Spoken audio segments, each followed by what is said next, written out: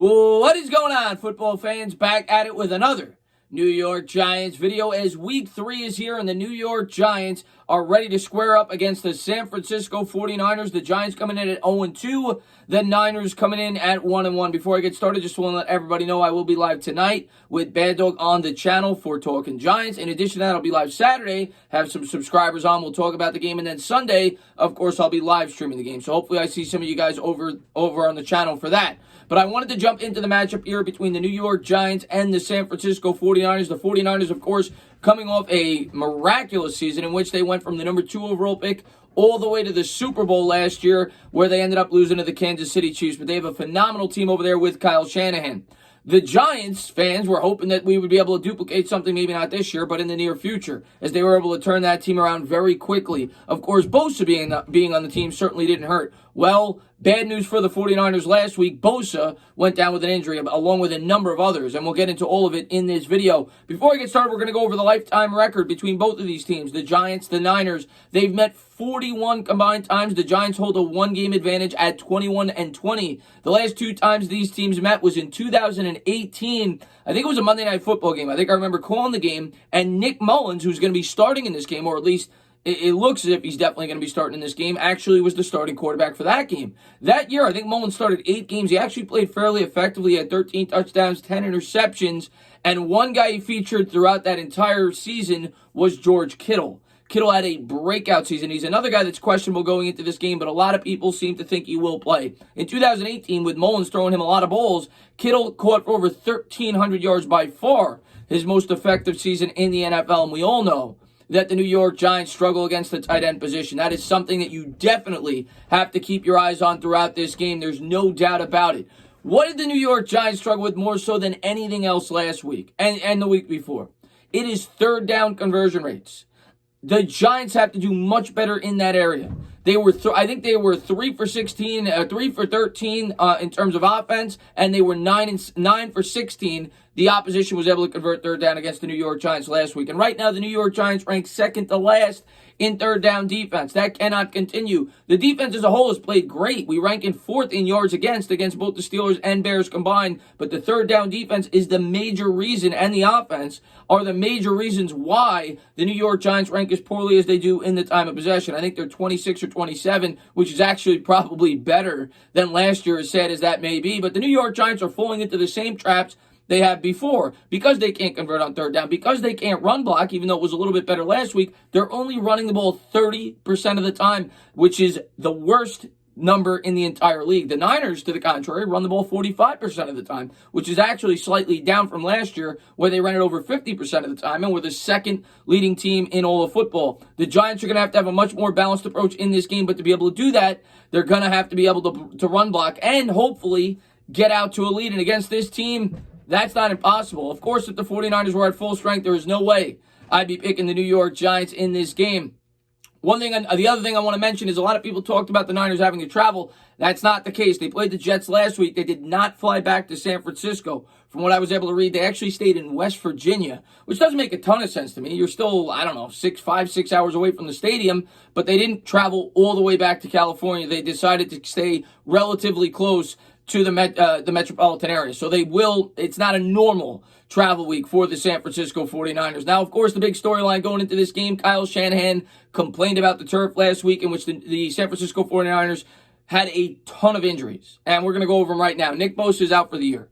Obviously, Richard Sherman is out for this game, and it looks like Dee Ford will miss another game, along with Solomon Thomas. So you're missing a lot of the guys up on that defensive line. In addition to that, Garoppolo looks as if he'll be out, along with their first 2 running backs, with Tevin Coleman and Raheem Mostert, which means that the number 1 running back for the San Francisco 49ers will be Jerick McKinnon, who is a guy that the Niners depended on a lot a couple of years ago when they signed him to a pretty hefty contract in free agency from the Minnesota Vikings. I think he did have 70 yards last week in limited action.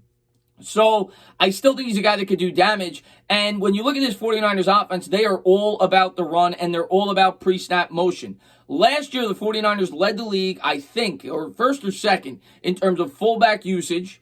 Kyle Juszczyk, I think that's how you pronounce his name, one of the best fullbacks in football, was out there almost 40% of the time, and they had pre-snap motion on 79% of their plays. They do that to try to create mismatches with the defense, and nobody does it better than the San Francisco 49ers. The New York Giants coming into the season, we were all pretty confident that they were going to have a pretty strong run defense. That was one area that they were good at.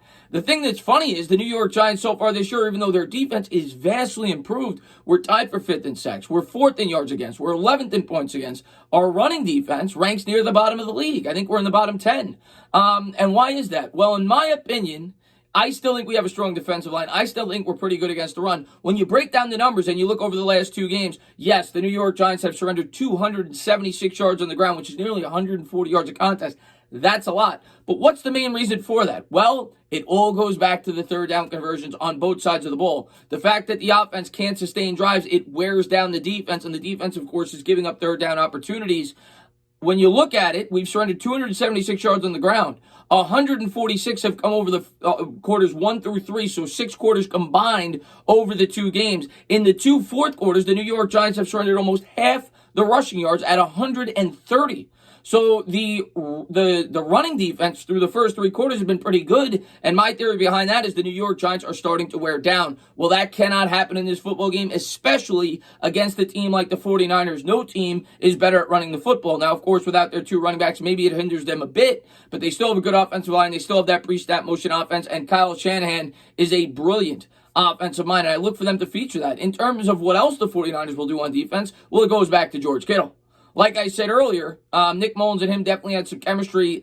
Kittle's second year in the league, in which Kittle had over 1,300 yards receiving. And where have the New York Giants struggled historically, and where did they struggle in that game the last time they played the 49ers? It was against George Kittle in the tight end spot. He tore them up. I don't have the exact stats on me, but he tore them up. I remember calling the game, and Kittle is a big-time weapon, in my opinion, the best tight end in football, and the New York Giants are going to have to do a pretty good job there, whether it's downs covering, whether it's, I think they're going to have to double-team Kittle. You're going to have to try to take him out of this game and make Mullins beat you with the other wide receivers. You got to get them in the 3rd and 5, 3rd and 6 situations. If the Giants can do that, I think they'll have more success than prior weeks. For the main reason being, you're going up against the backup quarterback. Yes, Nick Mullins was decent when he did play with the 49ers last year, but he's still a backup. He's still a guy that our defense in 2018, which wasn't that good, was able to get him off the field. So I think the Giants, if they can do that, stand a very good chance in this football game. In terms of what the New York Giants have to do, well, you're going up against a depleted defense.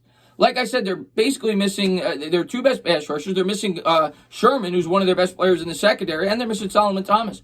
So there's really no excuse, in my opinion, for the New York Giants not to be able to provide Daniel Jones with a pretty clean pocket and pretty good run lanes. For the new running back by committee, we'll have to wait and see what the New York Giants decide to do with Devontae Freeman, being that he hasn't played at all this year. We'll see what kind of shape he's in. You saw him practicing with the Giants. I expect to see him somewhat utilized in this game, and he could be a dual threat out of the backfield.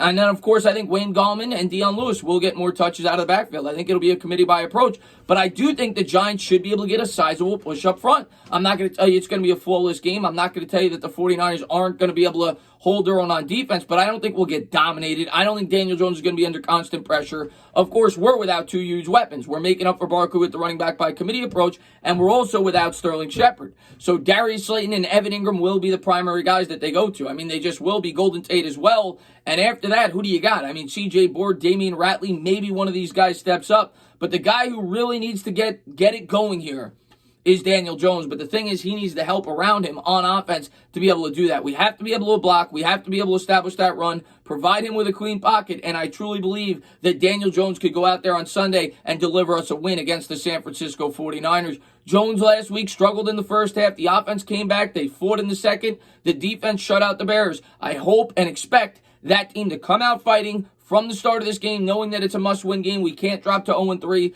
The Giants have an opportunity here to win this game. You got the Rams on deck, then you got the division. If you look at the division this week, I think the Cowboys are going to lose. I think they're going to lose in Seattle. I think they're going to drop to 1-2. The Eagles, who knows? Even if they win, they'll be 1-2. And I think Washington's going to lose. Washington is a big underdog. So I expect all the teams in this division to be 1-2 if the New York Giants could find a way to get a win before we go out to LA, and maybe it brings a little bit of hope to this fan base. But like I've said the entire offseason, this season is about growth. This season is about getting better week to week. Last week, we got better than the week before. The defense played better. The offensive line played better. We need Daniel Jones to take a step up this week, even without his weapons. He has to be smart. He can't turn over the football, and we have to be able to convert on third down. This is a game where the New York Giants definitely can win when you factor in all the injuries that the San Francisco 49ers have. I'm not telling you that they will. I think it's going to be a very, very, very close game. And I'm kind of split. I think it's going to be a field goal game. I am going to go with the Giants. I truly believe that the New York Giants have every chance in the world to win this game. I think it's a near coin flip game with the injuries that the Niners have. I do think the New York Giants have the ability to control the tempo on offense, and that should set up everything else if they're able to do that.